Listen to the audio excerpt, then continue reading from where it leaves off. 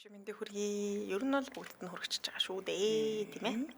За манайхан тэгээд цоолоо ахиж гэнэ үү? Юу болж байна? Нэвтрүүлгүүдээ сонсож байгаа юу? Зарим маань юу гэж үтсэн байлаа? Дорнотын алмас байна гэж үтсэн байлаа. Юу вэ? Тэ нэр хаанхын алмсуудыг бичээрээ. Тэр сэтгэлийг харсан ч өөрөө хөөхөн санагдаад дорнотын гэлөө хаанхыг хэлээ. Харин яг нэг байгаа газараа хэлээд биччихсэн тийм. Таад одоо бас бүгдээр тийм яг хаана байгаа газараасаа Сонсдог тий, очоо бичээд тий одоо жишээлбэл юу гэдэг Вашингтоны шуламс хаалмас болж мөр байна. Тий, тэгээд бичээрэй. За өнөөдөр юуны тухай ярих вэ гэдэг товчхон дурдээ. За бас л хоёр хуваа харуулсан. Энэ нэг сонирхолтой түүхүүд нэгч дандаа хоёр юу хуваагдахаар урт байгаад байгаа. Тэгээд одоо нөгөө баг түүх юу гэдэг нэг нэвтрүүл дээр ярьчих гэхээр товчлохаар иймэрхүү одоо түүхийг чинь товчлцохоор сонирхолтой болчиход байгаа юм алдагдчих. Тийм учраас би яг тэр дэлгэрэнгүй байгаар нь орлоо да. За тэгэхээр өнөөдөр сүнстэй шүнийн цэнганы газрын нэг төрөсөг орно гэсэн үг. Тэгээд шүнийн цэнганы газар чи юу нөөрөх сүнстэй гэж яригддаг шүү дээ. Дуу чимээд одоо шүнийн цэнганы газраас гадна караоке ч юм уу баар гэж найт гэх мэтчлээ. Иймэрхүү газрууд бол сүнсэгтэй гэж яригддаг. Шигээ анги эмнэлэг гэх мэтчлээ. Орж ирж байна тийм ээ. За би 3 өдөр бол яг нэг юмд баригдаа болоод дуудаж байгаа. Яг сүнс ч юм уу, энтер гимтэр гэдэг ч юм уу тий. Болж бол сонирхолтой байх үүднээс ер нь юм далд ертөнцтэй холбоотой гэдэг ч юм иймэрхүү хүмүүс ярьдаг. За би өнөөдөр болохоор бодит амьдрал дээрх жинхэнэ Маугли хүүхдүүдийн түүхийг ярих гэж байгаа. Энэ тийм яг жигнэсээ байсан хүүхдүүд. Мауглиг бол бид нар сайн мэдэн шүү дээ. Тийм. Гэхдээ өөр нэг талаар бас сонсож л байсан тий. Бодитоор яг иймэрхүү байдгаа гэд нэг охины тухай би нэг уншижсэн хаалж байна. Тийм тэгсэн чинь нэлээд олон байд юм байна тий. Тэр хүүхдүүдийн талаар яаж яваад тий Маугли гэж хүүхдүүд гэж нэрлэгддэг. Тэгээ дээрээс нь яг тэр амтнд хичээсэн хүүхдүүд хүний орчноос яаж тасардгийг, яагаад хүний орчинд эргээд нийгэмд яагаад тасаж чаддгүй юм бэ гэдэг түүхийг хүргэхээр шийдсэн. Тэгээд манайхан бичээ эхэлсэн байна. Би тэгвэл Туркийн алмас нь юм байна. Тэр дээрээ Солонгосын алмас шүү дээ. Тийм ээ. Нисхийн алмас ч бас байна. Нисхийн алмас, Солонгосын алмас, Туркийн алмсууд байна. За гих мэтчлэн бичээд явуул бас хөөрхөн юм байна тий. За групптэй нэгдэж амжаагүй бол манайхан групптэй нэгдэр ягаад нэгдээ гэдэг юм гэхээр 5 өдөр болгон сонсогчтой холбоотой. Сонсогчдын бичсэн түүхүүдийг хүргэдэг. Тэгээд тэр түүхийг чинь групп дээрээсээ л авч хүргэдэг болохоор тийшээ орж нэгдээд манайхан түүхүүдээ бичиж болно. За дээрээс нь та битүүрийн ярьсныг сонсож амжиг бол ороод уншиж болно. Тийм ээ? Янз бүрээр байх. За ингээд түүхээ үргэе. За хамгийн анхных нь болохоор Ромулу Ремо 2 ба тэдний тэжээсэн чон гэд. Хэрвээ анзаарч байсан бол нэг юм хөшөө шиг юм байдаг штэ. Чон ингээд дунд нь хүүхэд мэм нэгдэж байгаа. Зэрлэг амтны хүний хүүхдийг тэжээсэн хамгийн анхны бүр алтартай домог юм бэлээ. Энэ болохоор Ромула Ремо нарын түүх. Эдгээр энэ үнэмшиж болмооргүй нэг тийм домог боловч амтан хүний үрийг тэжээдэг гэх ойлголтыг анх бий болгосон домог юм бэлээ. За юу гэж өгүүлдэг гэхээр энэ домогт өгүүлснээр чоны хөхийг хөхөж өссөн хоёр хүүхдийг нутгийн малчин олж өсөгдөг. Том болоод Ромулан Ром хотыг байгуулсан гэж үздэг юм байна. Харин тэдний тэжээж өсгсөн чоныг нь чон болохоор Италийн нийслэлийн бэлэг тэмдэг болоод одоо ингэ явдаг гинэ. Гэсэн чиг бодит амьдрал дээр зэрлэг амтны донд өссөн Маугли хүүхдүүдийн тухай түүхүүд ер нь бол аз жаргалтайгаар төгссөн маш ховор байдаг. Тэгэхээр тийм сайхан ч юусоо төгсдөг юм байна. За одоо зургийг найруулагч өгсөн байна. Нэг хоёр хүүхд чоны хүүхийг идж байгааз. Энэ бол хамгийн анхныхын түүх домог гэж яриад тийм байл та. За эндээсээ үүдлээд бидний сайн мэддэг Маугли хүүхэлтийн кино үссэн 1973 оны. За Руdyard Kipling-ийн төсөөллөөс одоо төрсэн энэ кино шиг амьдрал ер нь бол хизээч бол байгаагүй амьдрал дээр. Маугли хүүхдүүд хэрвээ алхаж ярьж сурахаасаа өмнө ширэнгөө ой дунд орхигдоод тэндээ өсөж торинсон бол хүний ертөнцид эргээд ирсэн ч гэсэндээ ер нь одоо бид нар шиг юм чадвараа эзэмших ямар ч боломжгүй юм эрдэмтэд өнөөдрийг хүртэл үздэг гинэ. За тэгээд чонон дунд өсөж хүмүүцсэн гэх хамгийн анхны бодит түүхийг талаар 1341 онд Германд тэмдэглэл үлдээсэн байдаг. Анчид чонон дунд амьдарч байгаа нэг хүүг олсон юм байна л да. Тэгээд тэр хүүг олоход нь тэр хүү дөрвөн хөлөөрөө гүүгээд хараагаад өсөж бүр хазаж дээрээс нь түүхийн мах идээдсэн байгаа. Тэгээд тухайн үедээ хүүг олоход 8 нас орчимтай. Тэгээд 4 жилийн турш чонон сүрэгт амьдарч исэн гэж үздэг. Тэгээд хүү огт хүний хэлээр ярьж чаддгүй болгосон хоолыг гөр идэж чаддгүй байсан. Харамсалтай тэр хүний амьдралд эргэж ирээд тун удалгүй нас орчихсон. Хүмүүсийн дунд бол эргэж оруулж ирэх гэж үтсэн юм байлээ. За тэгвэл хамгийн тодорхой тэмдэглэж үлдээсэн нь буюу арай сүүлийн үеийг орох нь хин гэхээр Эвроны зэрлэг хүүгийн тухай түүх байгаа. За 1797 онд Францын тариачтай ойгоос яг л зэрлэг амтан шиг авирлж байгаа 12-оос 15 орчим насны нэг хүүг олоод хоттоо бараг хүлж баглж агаад авчирсан байгаа юм л та. За тэгээ хүүг авчирхад хүү ерөөсөө ярьж чаддгүй. Дээрээс нь чон шиг уйлж эхэлсэн. Тэгээд ингээ бид нь ойртох гингүүт нь бидээ ойртуулах гэдэг архирч ингээ шүдэн ярзалаад архирч эхэлсэн ба. Ингээ хүү нэг биш удаа уул руу хүмүүсээс цухтаасан. За тэгээд хамгийн сүүлд нь олж авчирсны дараа эрдэмтэд судалгааны объект болгож хүүг ашигласан юм билээ л дээ.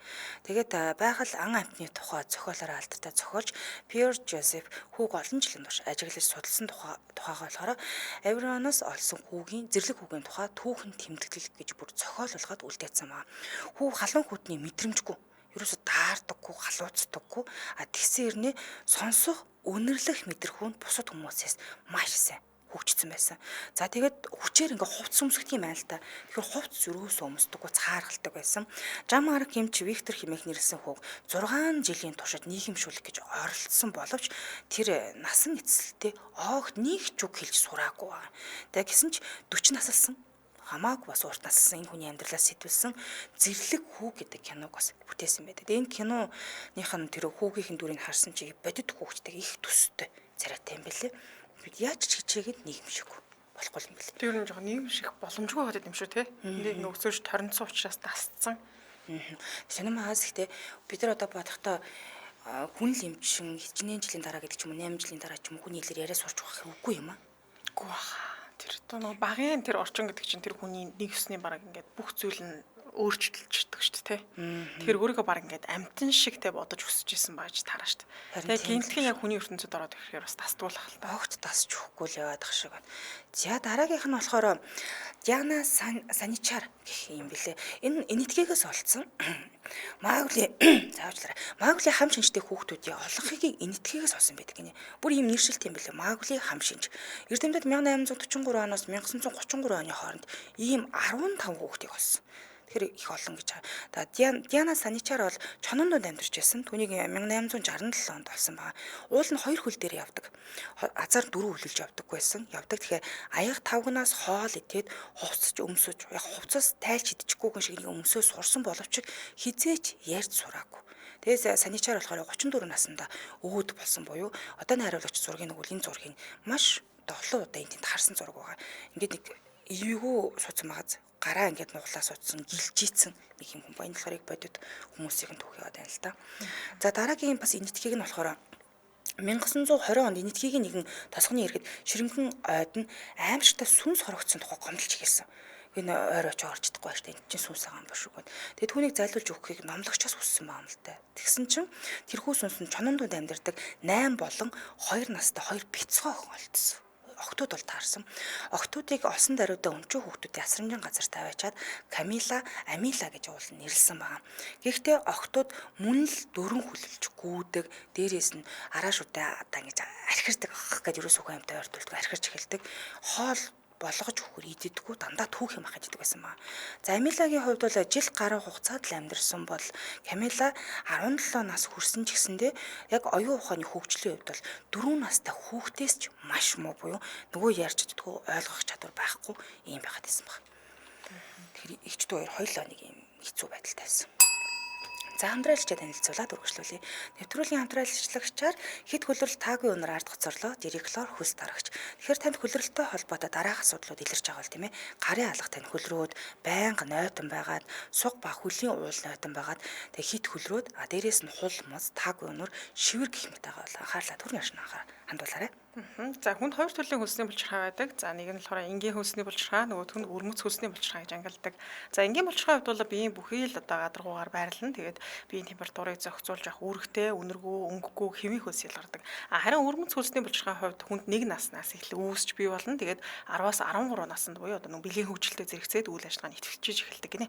За хаана байрладаг вэ гэхээр гарын алаа, сууг, хөлийн уул, хөхний доогуур, нүдний зовхны эргэн тойронд бэлэг эрхтний орчин байрладаг. За уг булчирхайнаас арай өөр тийм найрлагатай өтгөн хөлс ялгардаг. Тэгээ орчны нянтай нэгдсэний улмаас юм таагүй үнэрийг бий болгох юм байна. За тэгэхээр директорийн хувьд энэ хөө бүтээгдэхүүнд одоо зөвхөн өвөрмөц хөлсний булчирхай. Тэгээ сая дурдсан тэр гарын алаа суух хөлний одоо уул ч юм уу хөхний доогуур гэх мэт чинь хөлгөрдөг газруудад зориулагдсан юм байна. Яг үнэ. За хулмас ч өөрөө төрөлхийн байдаггүй, удамшдаггүй, дээрээс нь огт халдварлагдгүй юм байна. Найзаасаа хүнээс нэг хулмас авчлаа гэж ярьдаг нь тухайн хүний хувцсанд наалдсан ням бактери халдвар авчиж байгаа л гэсэн үг. За олон улсын ихт хөлрөлтийн нийгэмлэгээс өвөрмөц булчирхай үйл ажиллагааг нөгөө мис засал харилцагын аргаар зогсоохыг ер нь бол дэмждэггүй бахнэ. За хэрэглэх зааврын үед яах юм хэрэг орой унтахын өмнө түрхэх газараа гарын алга сух хөлөө бол гэх мэт газруудаа сайтар угаагаад бүрэн хатсныхан дараа маш нэмхээ ганцхан удаа түрхэх шүү. Ерөөсөд олон давхарлаж түрхэж болохгүй энэ үр аюултай. Өглөө босоод түрхсэн газараа заавал угаана. Хэрэглэх хугацаанд эхний 7 хоног өдөр бүр хэрвхэд мэдрэг арьстай бол өнжөөд нэг удаа түрхэх нь дараагийн 7 хоногт нь 2-3 удаа түрхэхэд завсарлана. Тухайн хүний онцлогоос хамаараас 3-6 сар 6-аас 1 жилийн хугацаанд хөлс ялгарлтыг бүрэн зогсоож өгөх нэ. Холбот хуудасны дугаар 9966 99-2 9966 99-2 гэсэн дугаар л байна дөрөө. Хаанаас авах вэ гэхээр та бүх хэмээн сонгуудаа судалтай авах боломжтой. Баярлалаа хамтаа ажилласан хэд хөлрөл таагүй юмнаар ард хоцорлоо. Директороор хөлс дарагч байна. Баярлалаа. За манайхаа яста хаанаас бичиж байгаа сонсож байгаагаа сайхан бичиж юм да. Өө тийм ээ. За энд тэгсэн чинь Улаанбаатар хотын алмас байна гэж байна. За Сэлэнг аймгийн алмас байна гэж байна. Австралийн алмас байна. Орой минь хүргэе бүгдэнд нь. За тэгээд Бельгийн алмас нь байна гинэ. Солонгосын алмас байна. За ер нь бол манайхан ихэнх нь алмас тийм байна. Австрал шиг сонсож байна те. Тийм байна. Ер нь энэ тэндээс маш их сонсож байна. За үргэлжлүүлэн дараагийнхаа төгрөө үргэе. Өнөөдөр би та бүхэнд хүргэж байгаа юм болохоор бодит амьдрал дээрх Мауглийн хүүхдүүдийн түүхийг хүргэж байна тийм ээ. За ингээм 1975 онд Италид чонон сүрэг дундаас 5 настай хүүгээс олсон байгаа. Түүнийг Роно гэж нэрлээд хүүхдийн сэтгэл зүйн институтын эмч нар нийгэмшүүлэхээр бүр тулж ажиллаж эхэлсэн байна. Харамсалтай нь хүний хоол хүнс идгээс идэж эхэлснээс хойш удалгүй нас орчихсан. Хэдийгээр зэрлэг байгаль туссан хүүхдүүд байн голдод байдаггүй ч гэсэндээ нохой, сармагчин, хусны баавга, ирвэс эмчний сүргээс хүүхэд олдсон байдгийм байна. Гэхдээ тэр дундаас энэ арай илбэг гинэ. Чонон сүргээс олдсон тохиолдол нь болохоор илүү олон гэж шүү. Тэгэхээр чон одоо хүний хүүхд хийжэхтэй их ойрхон юм болов гэж бодсон. Зэрлэг амьтдын дунд уссан буюу Мауглийн хам шинжтэй хүүхдүүдийн нийтлэг илэрдэг шинж тэмдэг нь 4 хүлээлж авдаг. Огт ярьдаггүй, хүнээс айх зэрэг байдаг, нөгөө биеийн дархлааны хувьд харин маш сайн байдаг гэнэ хүнээс айгаад байдаг. Гэсэн чинь зэрлэг байгаль дундаас олдсон хүүхдүүд Мауглийн хүүхдийн кинонд гардаг шиг тийм айхтар хүчтэй, царайлаг өрөөсөө байх боломж авахгүй. За тэгээд 5 хүртэлх наснда зэрлэг амьтан дунд орчихсон л бол нийгэмшиж бол огт чаддаггүй юм байна. Хэдийгээр хүүхдийг амьд үлдээж чаддаг ч гэсэндээ нийгэмшүүлэх бараг боломжгүй байдгийг олон жишээгээр баталсан байдаг. Энийг бол эхнээс нь үргэлж явж байгаа. За Жулия хэмээх герман зурагч хүн бүсгүй нэг удаа Марина Чапман гэх эмэгтэй эгэл бус түүхийг өгүүлдэг нэргүй охин хэмээх номыг уншсан юм байна л та. Улмаар Маугли шиг амьдарч байсан Маринагийн амьдрал зурагчин бүсгүй сонирхлыг маш их татаад зэрлэгшсэн хүүхдүүд хэмээх зургийн цомгоо гаргах онгодыг нь хөглөж өгсөн юм байна л та. Гэхдээ харамсалтай нь түүний энэ цомогт нь багтсан гэрэл зураг бүрийн ард нь санаанд оромгүй аимшигтай түүхүүд багтж байгаа буюу тэр хүүхдүүдийг бодит түүхийг сонсоод үнэхээр хэцүү юм байлээ. За энэ дунд нь ямар зураг байдгийг гэсэн чинь чон охин буюу Лобо гэж байгаа. Анх 1845 онд голын ирэг дээр идээшилж буй хэсэг ямаа руу сүрэг чон дайрсан гинэ. Тэгэд хүмүүс ингээд гайхаад байсан юм байна л да. Яасан гэдсэн чинь тэнд дунд нь бяцхан хамт яваад байсан. Чоннуутай хамт. Тэгээд тэр бяцхан яг л жинхэнэ араатан мэд айшлан ан хийж байхыг нь Мексикийн Сан Филиппийн оршин суугчид олж харсан байна. Тэгэд бүр гайхаж гисэн л дээ. Юу вэ? Чонтой хамт юм охин хамт яваад тэрээс нь чонноосоо ялгаагүй болчиход яваад байгаа юм байна гэд. Түүнээс хойш 1 жилийн дараа нутгийн иргэд тэрхүү бяцхан охиныг үхсэн ямаа түүхийхэр нь шууд ингээд зулгаагаад идэж байхдаа таарсан байна л та. Тэгээд барьж авах гэсэн чинь 4 хүл дээр гүгээд чон шиг үлж байснаас гадна хүний илрүүс огт ойлгохгүй байсан юм байна. Замун тухайн үед хүмүүс өөрийг нь ажиглаж байгааг охин анзаарсан тул хүмүүсээс цухтаж чадсан. Улмаар 8 жилийн дараа өнөөх жаахан охин том бүсгүй болчихсон чоны 2 бэлтгэрхтэй хөөцөлтөд тоглож исэн гэдгийг нь бас тоглож ахт хүмүүсээс таарсан юм билээ. Тэгээ харамсалтай нь тэр цагаас хойш хинч хизээж тэр охиныг бол ахиж огт хараагүй буюу тэр чон сүрэгтэйгээ л хамт амьдарч байгаа юм шиг байна л да. За дараагийнх нь нохоо охин Оксана Малая гэж байгаа. Оксана Малая болохоор зүр харьцангуй сүүлд буюу 1983 онд Украины Херсон мужид олон хүүхэдтэй айлын баг охин болж мэндэлсэн. За хүүхэд ахуй насндаа буюу 8 нас хүртлээр нохоо хашаанд амьдарч ирсэн. Нохоотой хамт юу нь бол нохооны үүрэг ярьдаг тэрэнд бол амьдарч байсан. Яагаад гэдгсэн чинь аав ээж нь бүр архаг архичд юм байна л да. Бүр дийлдэж архичдээсэн учраас эмч нар Оксанаг төрөлхийн сэтгцэн эмгэгтэй байх магадaltaй гэж үзсэн маа. Гэхдээ өсөж том болох явцанд түүний сэтгцэд нь өөрчлөлт орсон байж болно гэж үзсэн. Улмаар 1992 онд Оксанаг Асренцийн газар амьдруулахар шийдсэн байгаа. За тэгээд асрамжийн газар аваадсан чинь охин яг л биеэ нохоо шиг авч явж эхэлсэн. Асрамжийн газараасаа зуухтаад тэнүүжлээд ингэ явж байгаа нохоттой хамт байхыг илүүд үздэг байснаас гадна хэрвээ ямар нэгэн зүйл өөрт нь таалагдахгүй бол ярдаглаад хацах гэж дайрч эхэлсэн. Хүмүүс рүү ингэ дайрдаг болж эхэлсэн. За гэсэн хэдий эмчнэр түүнийг эмчилж чадсан байдаг. Оксана 2001 оноос хойш одоо хүртэл Украины нэгэн тосгонд өгөхөр атуу маллагчаар ажиллаж байгаа. Тэгээ одоо зургийг яг өгж байгаа. Гэхдээ яг л нохоо шиг ингэж дөрөв хүлэлж тавигдаг, суухтаа ингээд нохоо шиг оцоож ингээд суудаг. Тэгээд нөгөө нэг нохоо чи юм шидэхээр ингээд амдаа цугаа авчирдаг штеп. Яг тийм байдлаар шидсэн юм зоож ингэж авчираад тийм л энэ бүсгүүд. Яг арай л дээрцсэн гэх юм уу да. За дараагийнх нь болохоор сарамгчин охин Марина Чапман. Колумбас олдсон. Марина Чапман эцэг эхийн талаар бол юу ч сандаггүй. Ямар ч хүмүүс байдгийн тэрийг огт сандаггүй. Тэгээд өөрийнхөө жинхэнэ нэрийг ч гэсэн огт мэддгүй юм билээ. 1950-ад оны үед болохоор Колумбусад хүүхэд худалдаалах гэмт хэргийн маш ашигтай, хүний наймаад маш ашигтай бизнес үздэг байсан юм л да. Тэгээд Маринагийн санаж буй ганцхан зүйл бол түүний гэрийн гадаа тоглоо сууж байхад нь гів гинэт хин нэгэн шүүрч аваад машин дотор хийсэн. Ер нь бол ингээд гэрийн гаднаас хулгаалцсан маа. Ингээд дээрэмцэн хүмүүс нь хэн байсныг, яагаад түүнийг ой модон донд хаяад явцсныг нь огт сандаггүй, юусоо мэддэггүй. Ямар тач Марина ухаан орохдоо шигүү бод гав ганцаархна байсан маа. Тэгээд айсандаа цочирдоод аав ээжигээ хайж уйлж орлоход нь хинч туслаагүй. Түүнчлэн бяцхан охин хэрхэн хоол олж идэхээ мэдэхгүй байсан учраас үсгэлэнтэй нүүр тулаад тураалт орж эхэлсэн маа. Гэвч хэсэг хугацааны дараа түүнийг сайхан сэтгэлдээ сарамгчингийн сүрэг олсон юм байна охиныг. Олонгуудаа хожим хэлэхдээ сарамгчингууд намайг аюулыг мэдэрдгүү гэж бодсон баха. Тэд бүгд л намайг сонирхоод надад хурж дотн танилцахыг хүсэж байсан. Тэгээд хит хидээрээ над руу ойртоод халтар дайшин зээг минь оролдож үсийг манзуулгаач эхэлсэн гинэ. Гэхдээ янз бүрийн авиа гаргаж хоорондоо ярилцаад одоо өөрсдийнхээ хэлээр тэр охины талаар яриад ирсэн юм шиг хоорондоо нэг нэгний улам онгорож хөгжилдөөд чанга дугаар инээлдэж ийсэн гэж дурсан маа. Ингээд гайхаа сандарсан Марина охин амьд үлдэх ганц арга нь тэдэнтэй нэгдэх юм байна гэдгийг ойлгоод сарамгчингуудыг хийж байгаа бүх үйлдэлийг дагаж идэх болсон. Дуурайж эхэлсэн. За тэгээд хамгийн түрүүнд сурсан юм нь мөчр тамжиж одоо үсгэж харайж ингэж сурсан байгаа. За ингээд агууд заримдаа модны мөчр дээр хоног төөрүүлдэг байснаас гадна сарамгчингийн хэлээр хүртэл ярьдаг болсон гинэ. Тэр сарамгчин хэл ойлгодог болсон ба. Марина энэ тухай сүлд нэлэхдээ би сарамгчингуудтай ярилцаад харилцан ойлгохыг маш их хүсэж байсан. Тийм учраас нөгөө гаргадаг байсан авиаг нь багаар дуурайж дуурч эхэлсэн гэж байгаа. Тэгвэл тэд шууд хариу үйлдэл үзүүлж надтай ярилцаж улам ихээр анхаарал хандуулах болсон гэж байгаа. За би тэр явдлаас урам авч тэдэнтэй асуудалгүй ойлголцдог болохын тулд улам их хичээх болсон гэж ярьж байгаа. За ингээд хэдийгээр за би нэг ханиалгах юм.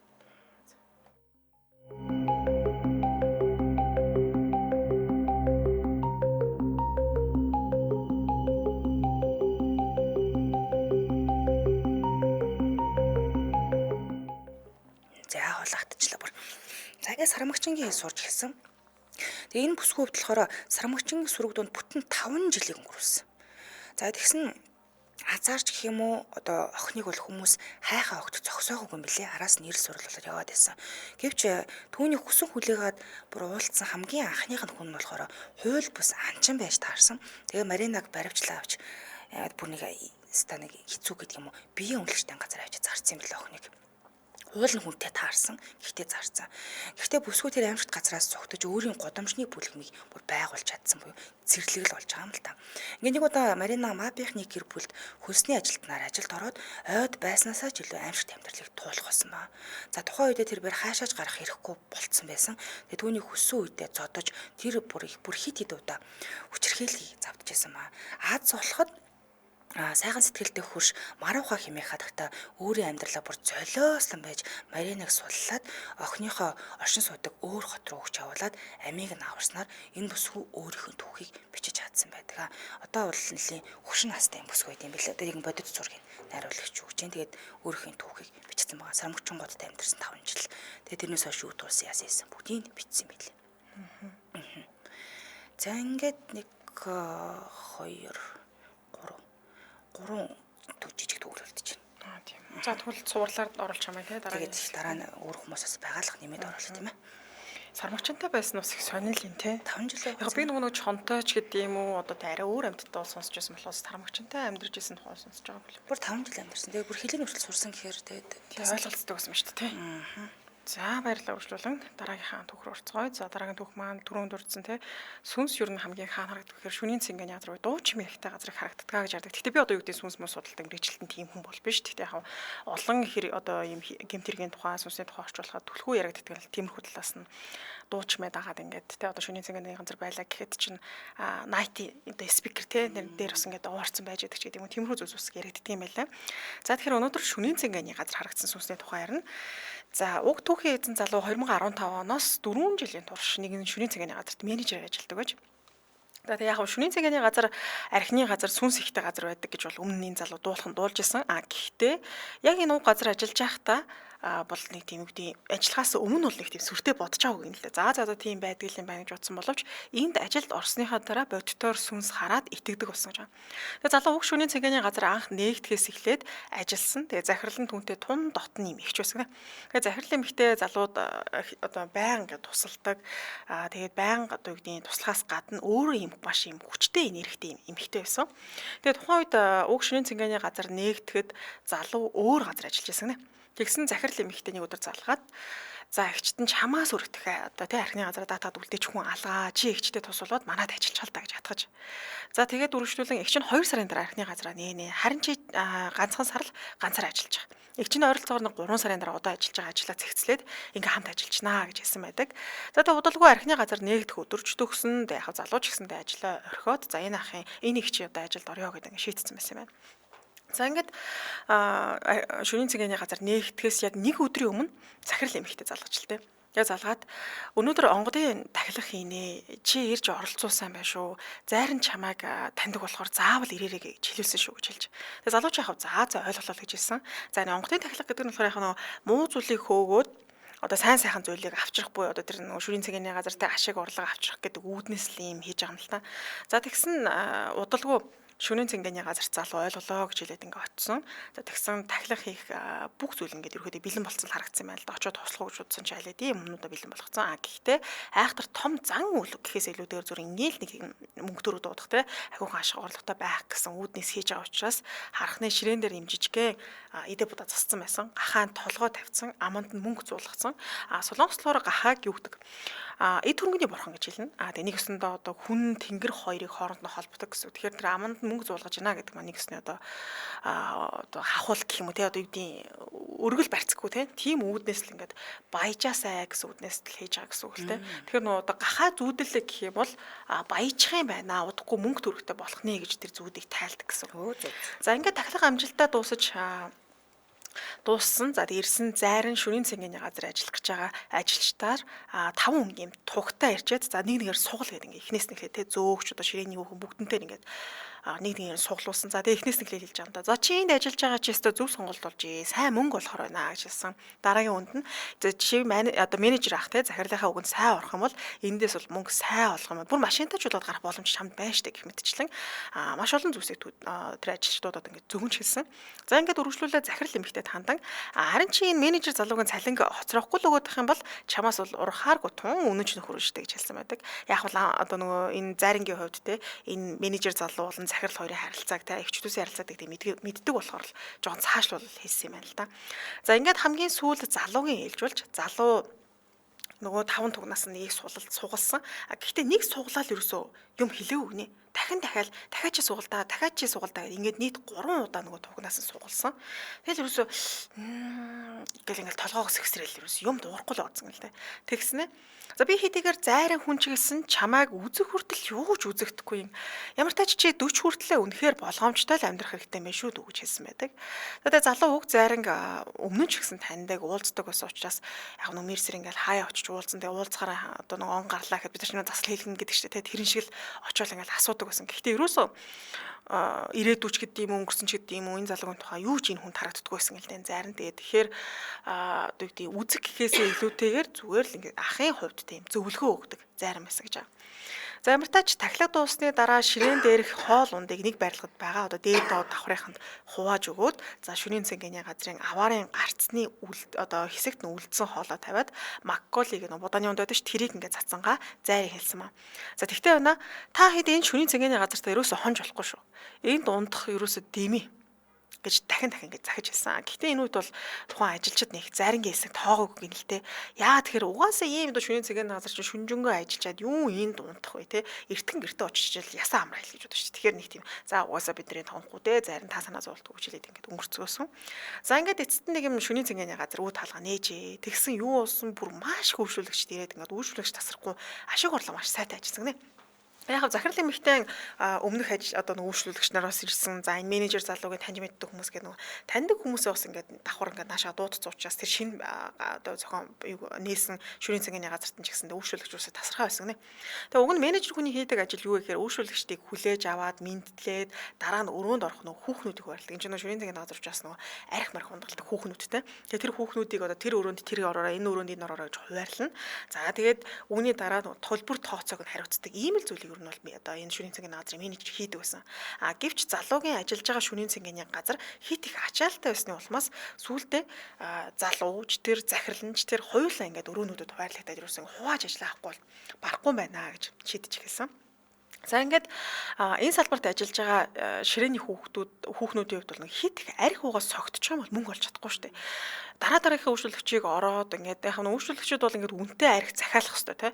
Тэгэхээр нөгөө мэдээж энэ хажуудаа байгаа хүүхнүүдийг дайлна. Тэгэхээр хүүхнүүд их уугаад өөрөө согтчих юм бол олон үйлчлүүлэгч авч чадахгүй шүү дээ. Тийм учраас ямар арга сэлдэг вэ гэхээр тэр архийг үйлчлүүлэгч хараагүй ингээд асгадаг эсвэл амандаа балгачаад гараад ингээд ариун цэврүүгээс асгачаад ингээд ирдэг ч юм уу тий. Ийм байдлаар ингээд зохицуулдаг. Гэхдээ үйлчлүүлэгч ирэх болоод ингээд тасралтгүй хүмүүс нэмэгдээд ахаар тэг боломж жоохон ховоролчтой юм байна л да. Тэгэхээр менежер залуу болон тэр захирал нь ороод юу хийсэн бэ гэхээр одоо менежер залуугийн хувьд нөгөө үйлчлүүлэгчтэй анхаарлыг татаад дуудуулдаг тий. Эсвэл нөгөө үедээ ингээд ширээний хүүгнүүдийг нөгөө ууж байгаа архиа ингээд асгахыг нь харуулахгүй тул наа хааж зогсооч гэдэг юм тий.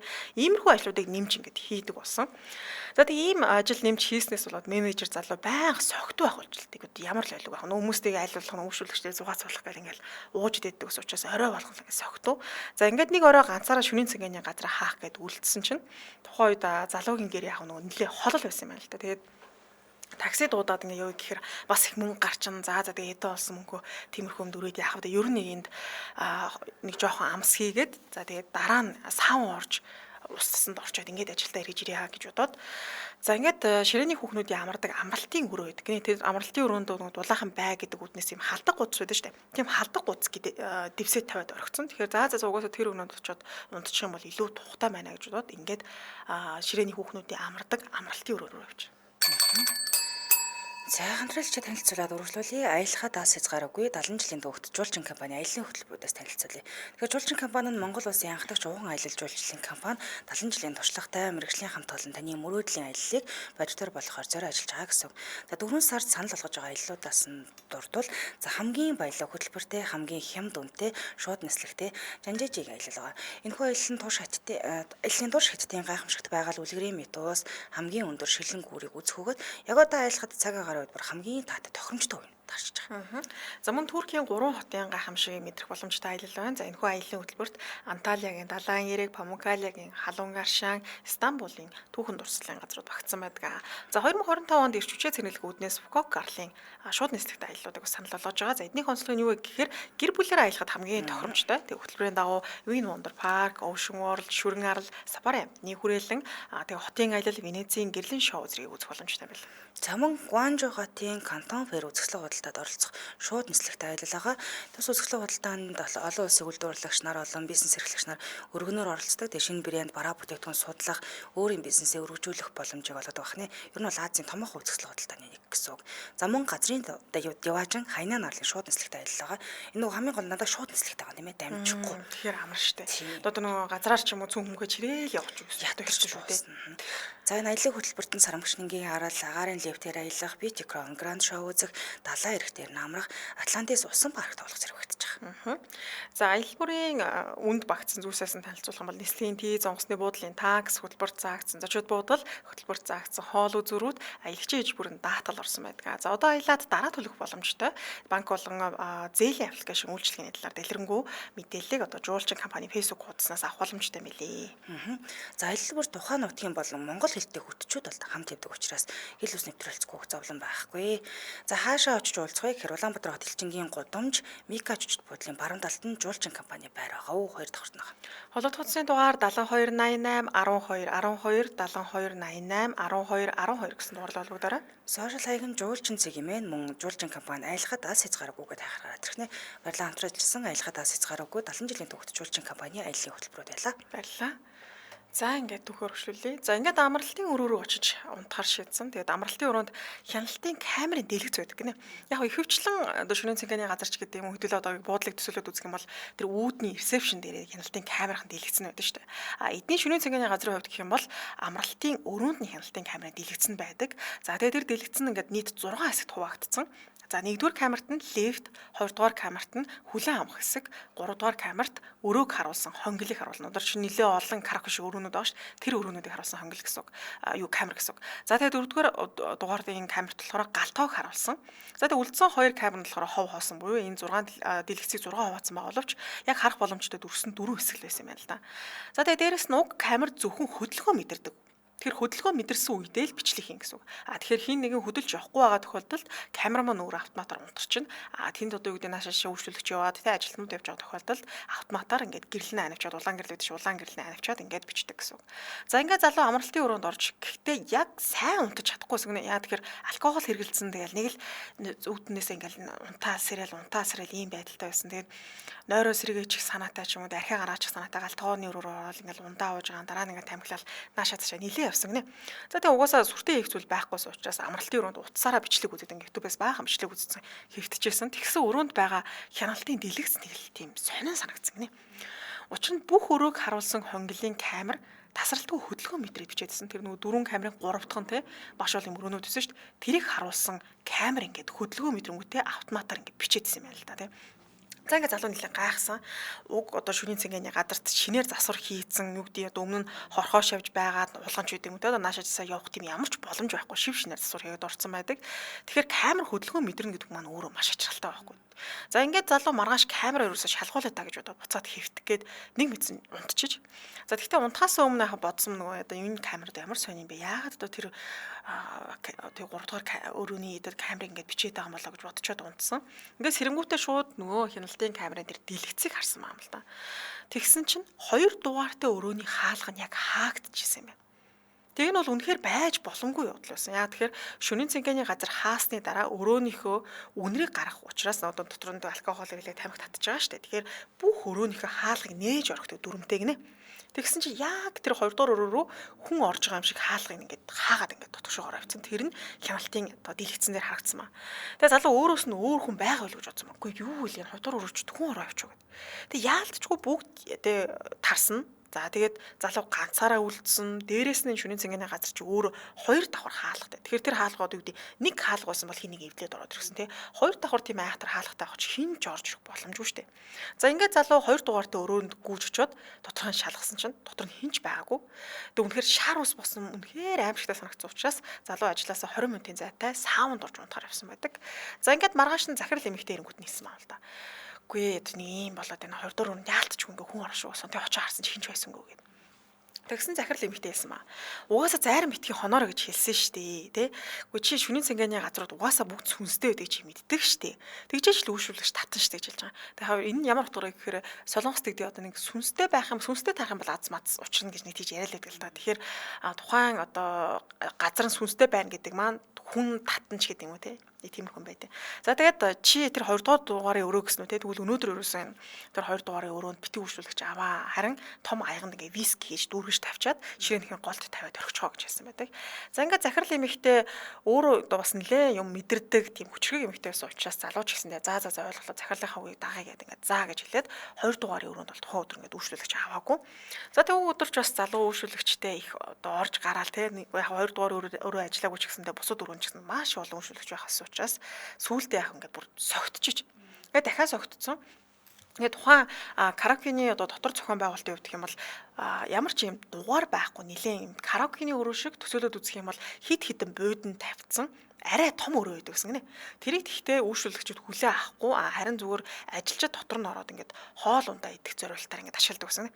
Тэгээ залуу өчигдөр амралтын өрөөнд унтаад те одоо нэг дэлгэц царсаар байгаа өөртний эвгээс уучаас за өнөөдөр ерөөсөө угаасаа би дахиад согтцсон юм чинь энэ нөгөө ажилчдын амраад идэг өрөөнд ерөөсөө очиж амръя гэж шийдсэн. За тэгээд ороод унтсан тун дажгүй нам унтсан гинэ. Тэгээ үүрээр ерөөсөө сэрээгүй юм чинь нөгөө шөнийн цагааны газар чинь шүнжэнгөө ажиллаад үүрээр л унтсан шүү дээ те. Үүр мөрөөр бол ерөөсөө ингээд сэрээгүй тэгээ 4 цаг үед өдрийн 4 цаг үед залуу нойрноосоо сэрсэн. Тэгээ шөнийн цагааны газар учраас нөгөө зөөгчд нь оройн 18 цагт ажилдаа ирнэ. Харин энэ нөгөө менежер залуугийн хувьд арай эртгэн тий за үйлчлүүлэгч манай тэр өрөө чи юм байгаа шүү ийм шинээр гаргасан шүү гэх мэтчлэн байнга гэж утастаж үйлчлүүлэгчтэйгээ ярьдаг байсан гэнэ. Тэгтээ тухайн өдөр нилээ согтцсон байсан учраас тийм дуудлага модлох чигээгүй нэг мэдсэн чи ингээд 4 цаг болцсон байсан. За ингээд цагаа нэг харчгаад бусад ажилчид ирэхээр тий одоо ирэхээс өмнө гялс одоо гэрлүүгөө харж нэг усанд орчоод ирээ даа гэж бодож ирсэн гинэ. Тэгэхдээ саяхан нойрноосоо сэрсэн учраас нэг хүн тэгдэг тий нойрноосоо сэрч хэрэг ингээл юм яг сэрсэнгээг бол тий нойр хүрэл ингээл зүүрмөглээд байдаг шүү тий. Яг тийм байдалтай ингээл нүдээ нээж хаагаал байжсэн чинь ийм сүнсэн дараалаад би хөшдөг мэдрэмж төрсөн. Тэгээ бие хөдөлгөж чадахгүй болчих. Ингээд нүдээ аних мөчөд өөрийг нь яг ингээд эсрэг талаас хүн камераар бичиж байгаа юм шиг ингээд өөрийгөө харсан гэнэ. Ингээ буудан дээр хөвтөж байгаа өөрийгөө харсан гэсэн үг. Тэгээд өөрийнх нь хөвтөж байгаа буудангээ яг хажуу талын урдаа ингээ ширээтэй, нэлээд том ширээтэй буудан дээр 4 хүн сууж исэн юм байна. Тэгээд яалтчгүй үйлчлүүлэгч лав биш.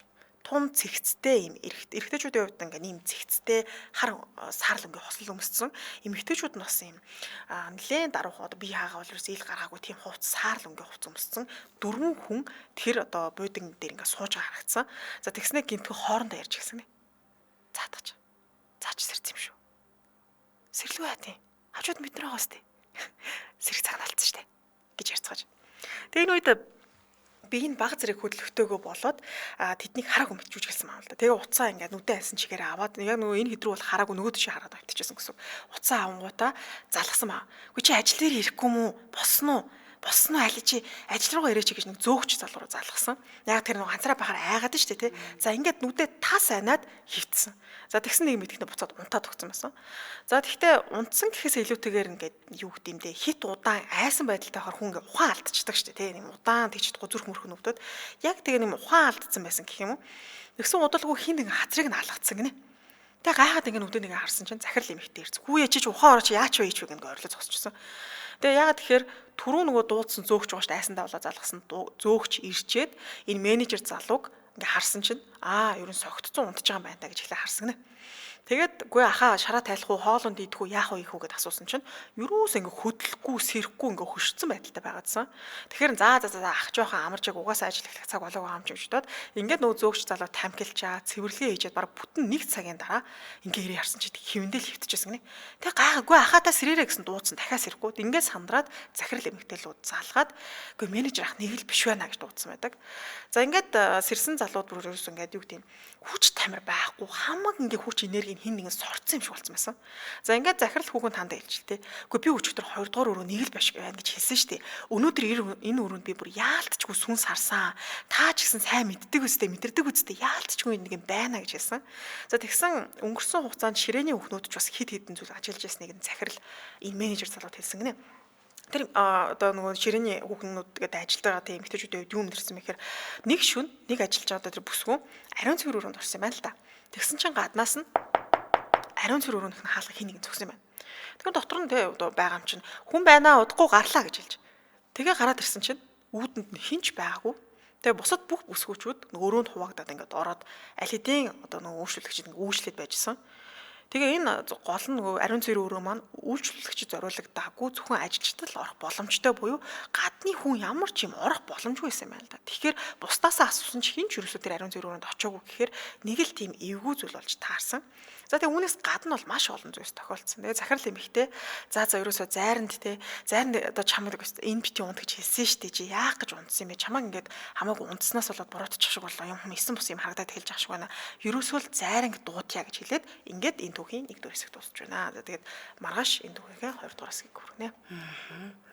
За баярлалаа түргээ нэвтрүүлгийн өндөрлөе. Студид готлогч Цанцаа Ами найруулагчаар Борхуугийн Чинбатнаар ажиллалаа. Нэвтрүүлгийн хамтраалагчаар хит хөлөөлж таагүй өнөр ард хоцорлоо. Директор орхиос дарагч за мөн аялахад ас хязгаараагүй 70 жилийн түүхтэй жуулчин компани аяллаа хөтөлбөрөөр байлаа. Урагшлуулан томчуудын шууд нэвтрүүлгүүл аав сонсорой. Түр баяртай. Баярлалаа. Баярлалаа.